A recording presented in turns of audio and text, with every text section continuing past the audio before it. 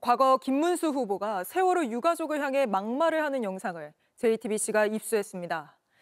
자신의 측근인 차명진 전 의원을 도둔하며 차 전 의원이 유죄 판결을 받은 유족을 모욕하는 발언을 똑같이 되풀이했습니다. 유정화 기자의 단독 보도입니다. 5년 전 총선 당시 국민의힘의 전신 미래통합당 후보로 나선 차명진 전 의원의 세월호 막말 논란. 혹시 사건이라고 아세요? 사건. 세월호 자원봉사자와 세월호 유가족이 텐트 안에서 말로 표현할 수 없는 문란한 행위를 했다는 기사. 당 지도부가 논란을 잠재우려 차 전 의원을 제명하려 하자 국민의힘 김문수 후보가 지원 유세에 나섰습니다. 한술 더 떠 국정조사가 필요하다고 주장했습니다.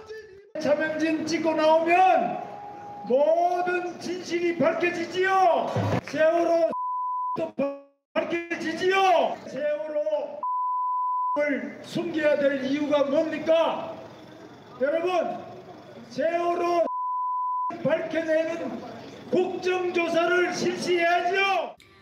김 후보는 당시 목사 전광훈 씨의 기독자유통일당 소속이었는데 앞서 세월호 천막을 옹호하는 사람들을 악마, 사탄에 빗대기도 했습니다. 세월호 이거 우리 시민 돈 가지고 이렇게 만들었는데 이거 자체가 불법인데 철거해야 됩니다. 그런데 이거는 철거 안 하고 악마가 지금 현재 악마, 사탄, 마귀가 이 성령을 뒤덮고 있는데 당시 세월호 막말 논란은 미래통합당 참패의 주요 원인으로 꼽혔습니다. 결국 논란은 재판에 넘겨졌고 차 전 의원은 지난 2월 항소심에서도 허위사실 적시로 피해자의 명예를 훼손했다며 징역형의 집행유예를 선고받았습니다. 김 후보 측은 JTBC에 과거 차명진 후보 지원 유세 중 정제되지 못한 저의 발언으로 상처 입은 분들께 송구스럽게 생각한다고 알려왔습니다. JTBC 유정화입니다. 대선이 가까워지자 대선 후보들의 얼굴과 음성을 조작한 가짜 영상, 딥페이크 영상이 판을 치고 있습니다. 후보들이 욕설을 하거나 폭행하는 것처럼 조작된 영상들이 빠르게 퍼져서 선관위와 경찰이 집중 단속에 나섰습니다. 윤세민아 기자입니다. 손이 불쑥 들어와 이재명 더불어민주당 대선 후보의 얼굴을 움켜쥡니다. 숨 좀 쉬자는 말풍선과 함께 웃음소리를 덧입혔습니다. 이 후보를 희화화하는 가짜 합성 영상입니다. 단열을 두고 진통을 겪었던 김문수 국민의힘 대선 후보와 한덕수 전 국무총리가 맞붙는 이 영상도 합성된 가짜입니다. 모두 인공지능 기술로 이미지를 합성해 만든 딥페이크 영상입니다. 선거일이 다가오면서 이런 딥페이크 영상은 빠른 속도로 퍼지고 있습니다.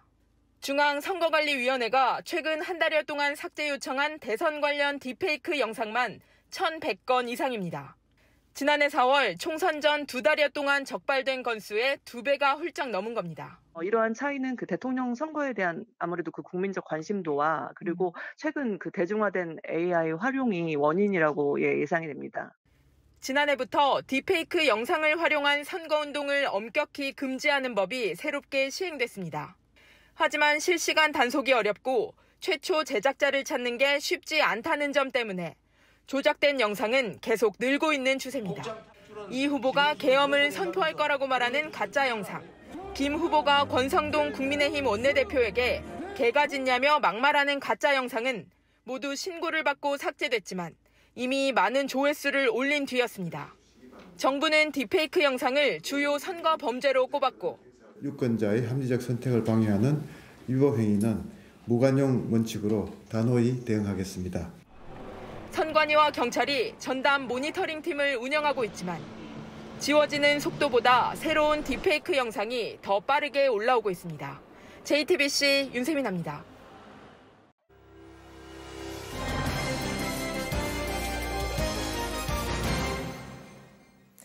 네, 공식 선거운동 이틀째, 오늘도 오늘의 대선 현장을 생생히 전해드리겠습니다. 오늘은 김필준 기자가 나와 있습니다. 자, 김 기자, 첫 번째 현장 어디입니까?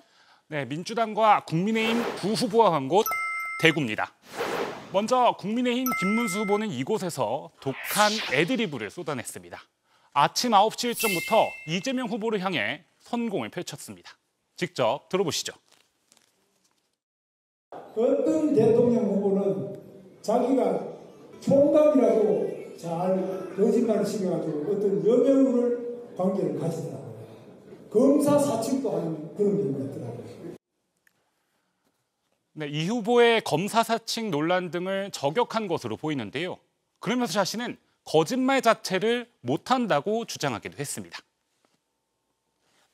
생긴 게 벌써 뼈밖에 없잖아요. 그래서 저보고 제가 워낙 뼈대 있는 집안이다 보니 뼈밖에 없습니다. 사실 이 공식 선거운동 첫날이었던 어제도 이재명 후보에 대한 공격에 집중하는 모습이었는데 이게 다 미리 준비하고 전략적으로 하는 발언입니까?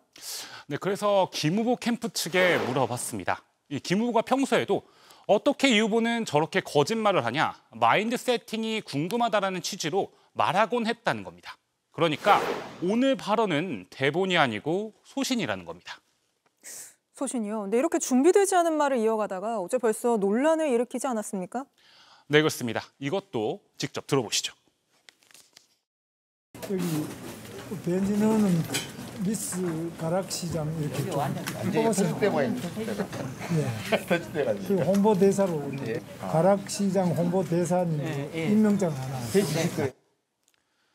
네, 김 후보는 경기도지사 시절에도 춘향전 발언으로 논란이 된 적이 있는데 이런 발언, 당내에서도 매우 부적절하다는 반응이 나왔습니다. 한 국민의힘 의원은 JTBC에 말로 가해를 한 것이나 다름이 없다면서 성별이 장점이라는 취지로 언급하는 건 매우 부적절하다고 비판했습니다. 네, 매우 부적절한 발언이었죠. 두 번째 현장은 어디입니까? 네, 이번엔 이재명 후보로 가보겠습니다. 이 후보도 대구를 들렸죠. 중국어와 유사 일본어인 셰셰와 감사합니다를 말했습니다. 이것도 직접 들어보시죠. 제가 쎄쎄했습니다. 중국에도 쎄쎄하고 대만에도 쎄쎄하고 다른 나라하고 잘 지내면 되지. 제가 일본 대사한테도 쎄쎄 하려고 하다가 못 알아들을 것 같아서 감사합니다 그랬어요. 잘못됐습니까? 예, 지난 총선에서 왜 중국에 집적거리냐는 중국에도 대만에도 최씨하면 된다는 발언으로 굴종 해결하는 비판을 받은 바 있습니다.